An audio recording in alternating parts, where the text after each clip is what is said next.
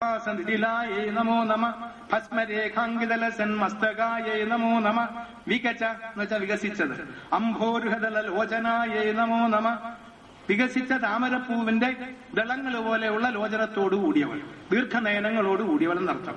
വിഗജാംഭോരുഹദലോചനായേ നമോ നമ ശരച്ചാംബേയ പുഷ്പാഭനാസികായേ നമോ നമ ലസൽ കനകതാടങ്കയുഗളായേ നമോ നമ നമ താംബൂലപൂരിത സ്മേര വെറ്റില തുളസി വെറ്റില താംബൂലപൂരിത സ്മേരവദനായേ നമോ നമ സുഭക്വദാടിമീ ബീജ രജനായേ നമോ നമ കമ്പൂഭൂക എളുപ്പമുള്ളത് പറയാൻ പരിചയമുണ്ട്, അതുകൊണ്ടാണ് കമുക്.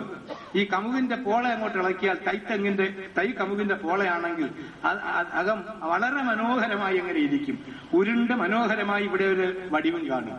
അങ്ങനെയുള്ള കഴുത്തോടുകൂടി വളർന്നാണ്.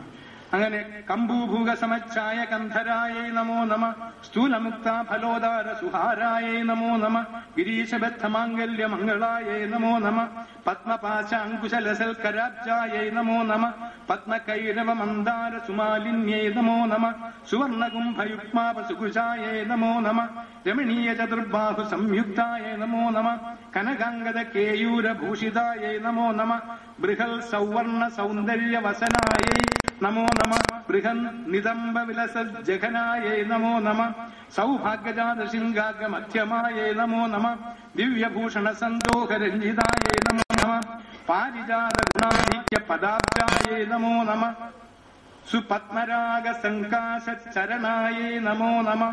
കാലുവരെ എത്തി. ഇനിയോ ഒന്ന് ഇരുത്തുകയാണ് അവിടെ, നമ്മുടെ ഇരുത്തല്ല. കാമകോടി മഹാപത്മ പീഠസ്ഥായേ നമോ നമ.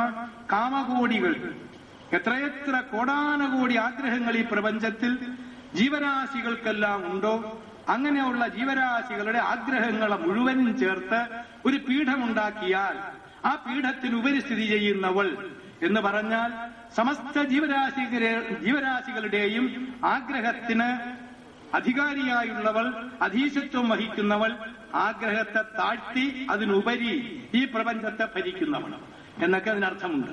ഇത്രയും കൊണ്ട് നോക്കൂ, കിരീടം തൊട്ട് തുടങ്ങി ഇവിടെ നെറ്റിയിലേക്ക് വന്നു,